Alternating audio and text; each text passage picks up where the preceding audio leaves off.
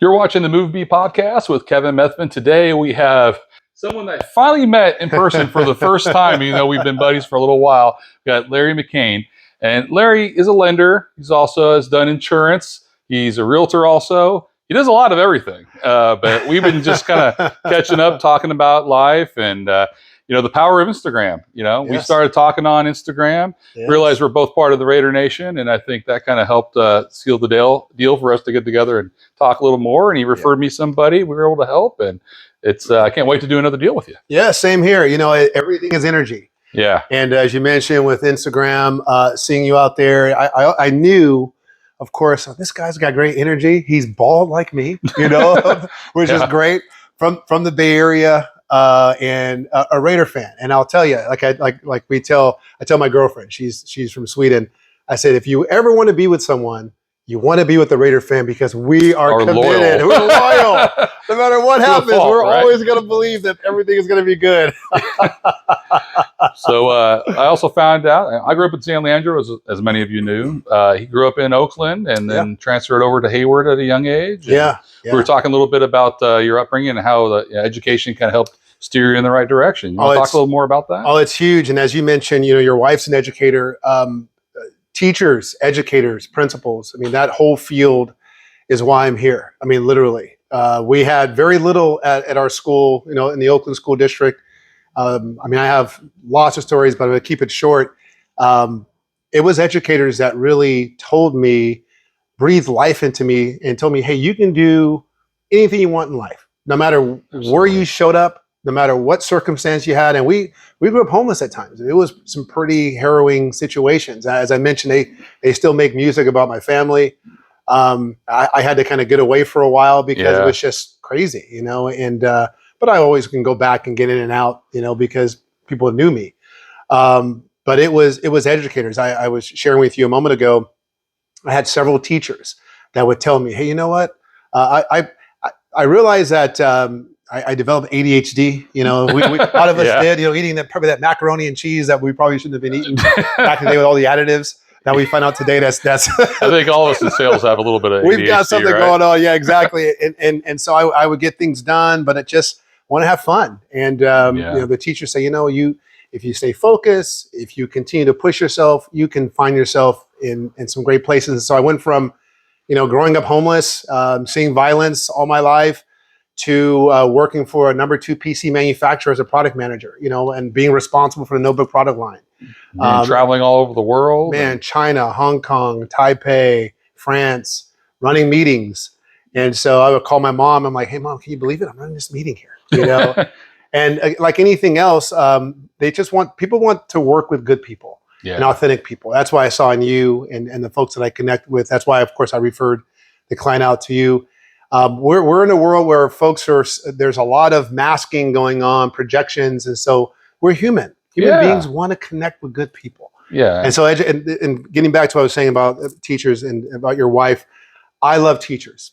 Anytime I can donate to teachers and do things for teachers PTO, because they are actually educating the future, and folks don't understand that. Right. I'm here because of it. I've helped other people because of teachers. I've helped employ people because of teachers helping me over time. So that's a love from my heart. Yeah. Yeah. So to go from there to there, and then you were in the tech world for a long time, and then tech world for a while. Yeah. Product manager, worked myself up from, pulling pallets and working in the heat to, the barcode system. In fact, I was a part of that at one of my companies and distribution systems that we implemented, ISO 9000s that I was a part of implementing into, Logitech. I worked for that company, worked for Acer. Okay. Did a lot of that, and ended up being a product manager, getting into tech. And which helps me in the world I'm in right now. Really, we are in a solutions-based world. It's not just, it's not, hey, I need a house or I need a loan. It's like, okay, everybody's different. So I look at myself as like a physician.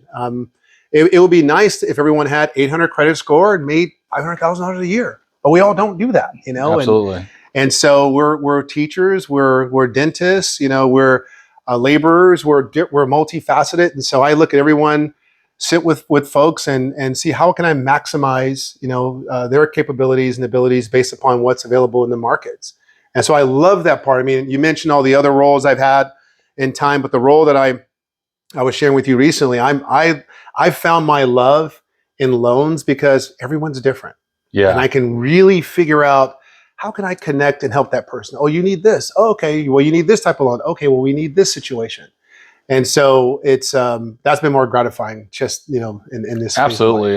When I was doing loans, one of my mentors told me that everyone's loan is like a snowflake. It's individual to them and their situation and their resources and credit score and that sort of thing. So it's kind of the fun part. It's putting the puzzle piece together. Yes. Right? Yes. Yeah. So on the real estate end too, because you've experienced this also, it's also fun. You're like, you're talking to a client. Well, these are my must-haves. And it's be quiet, good schools. This is okay. I'm thinking to myself, you want to be in this neighborhood, this neighborhood. I know this neighborhood has the layout that you're looking for with 2 bedrooms and a bath downstairs that you're going to need, and then just kind of putting it together and making it a success story. And that's so great.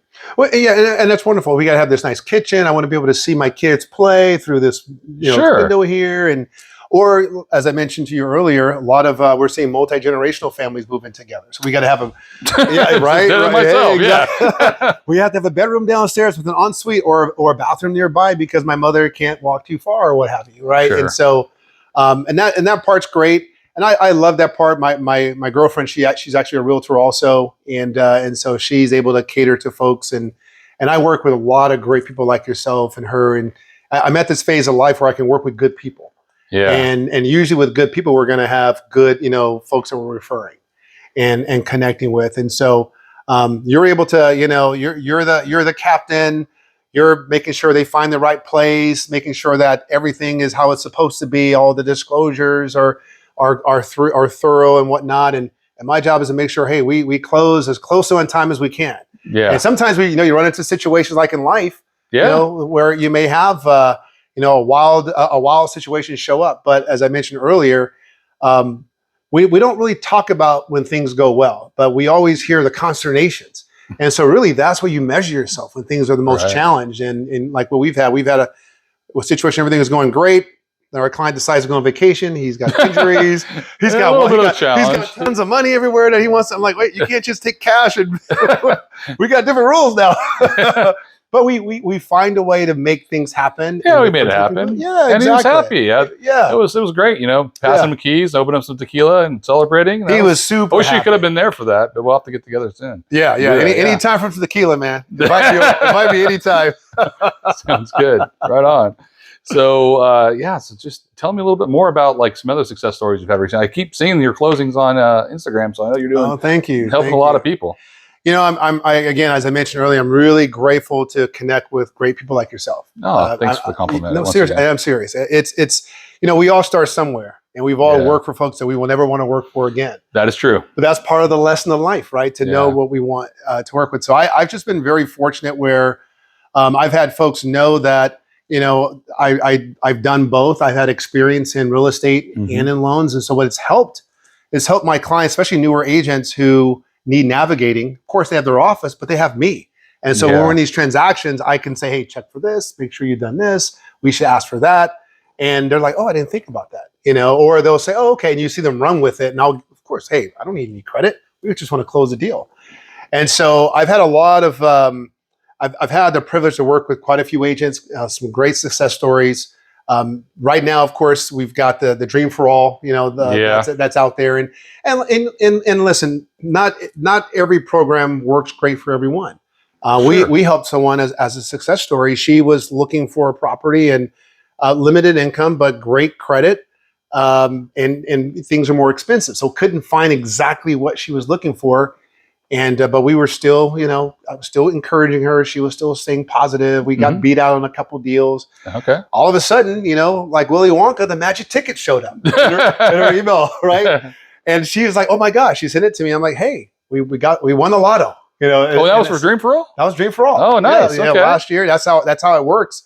And we went from looking at properties and her agent looking at properties that were kind of marginal areas, but would work, to step up to really nicer properties. Makes a big difference, newer right? townhomes. So she bought a really nice townhome in Rancho Cordova, in a newer area. And so parents loved it. And so what happens, those success stories breed other success stories because then you get referrals. Yeah, exactly. That's why we do what we do, right? Right. And so I've got a slew of folks that I've been able to help, and I've got folks pre-approved. So it's been, I count my blessings because every day is a gift, as you know, and every day is a new opportunity.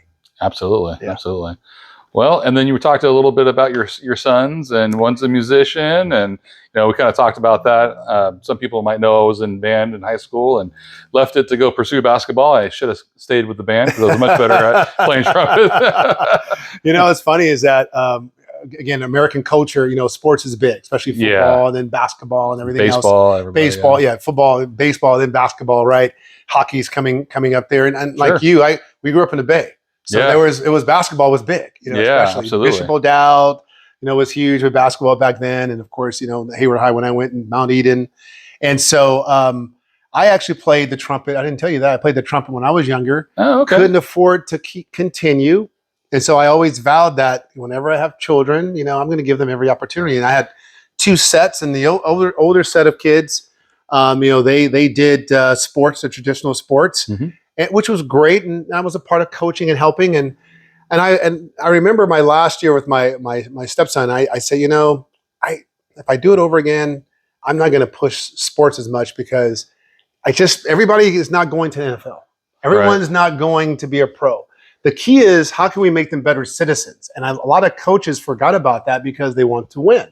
Right. So then that's not what it's about. And it's not about that. The next phase coming up, my kids, we made, of course, we got them in sports because they're boys, but we also got them into music, and both at school and private, and whole different world. So I went from, the funny thing is my youngest son, my oldest son, he was a singer, guitar player, or I should say he's my middle son because I have 4 kids. And my youngest, he plays the saxophone and the winds and also keyboard and whatnot. Yeah. Mm-hmm. And so I went from, this is in Elk Grove, of course, where we live. So I went from coaching high school there, right, being on the field, and that coach, what are these band members, what are they doing on the field? Just lead us in here and just play, whatever, right? Yeah. So I went from that to, I'm the parent out helping setting up. And my coaches they're laughing at me. They're like, what are you doing on the field? Get over. Because I coached these guys, for all these years, but they have the respect because they still know I can coach if I wanted to. Sure. And the coaching is all about character development, about being a good human, right? And doing the right thing. Doing the right thing. And music, I loved it. So I would always encourage folks, let your kids experience everything. You want them to do the physical activities because, again, we're human beings and we have to be, which is very important. But also music is very creative. It unlocks different parts of your brain that doesn't get unlocked.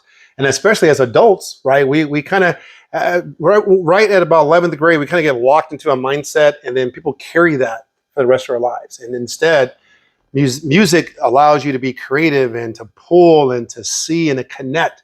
And then you guys, man, you connect with everyone.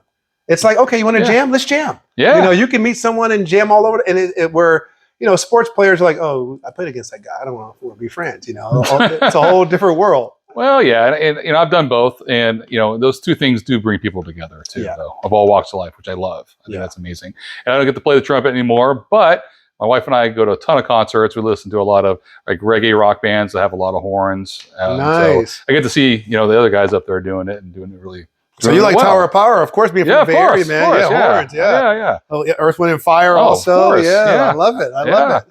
Absolutely. My dad was really into music, so was my mom growing up. Oh, nice. I remember she put on the record player and we'd clean. On Saturday mornings, it'd be, it's Michael Jackson or it's the Pointer Sisters or it was Huey Lewis or it was, whoever. So it's always been a big part of our lives. And those are same here. Those are the good times. My mom would do the same thing. She was like, okay, instead of saying we're going to clean, she turned the music up, and we all start dancing and we're cleaning before you know it, the house is clean. She takes us out to McDonald's and, as a reward. So it's good stuff. Yeah. It was mowing lawns for my dad in the summertime on his second job because he was always working so hard to provide for the family. And my thing was, all right, I'll buy a Taco Bell after. I'm like, all right, I'm mowing like 10 lawns to get some Taco Bell, but Taco Bell always tasted better after you. They got a lot of good work from us. On the cheap. But it's character development, right? And work ethic, which is huge. So it's good. Anyway, man, it's been great having you on the show, and we'll have to get together again soon. Thank you for being here and sharing about life. Yes. All right, we'll catch you next time.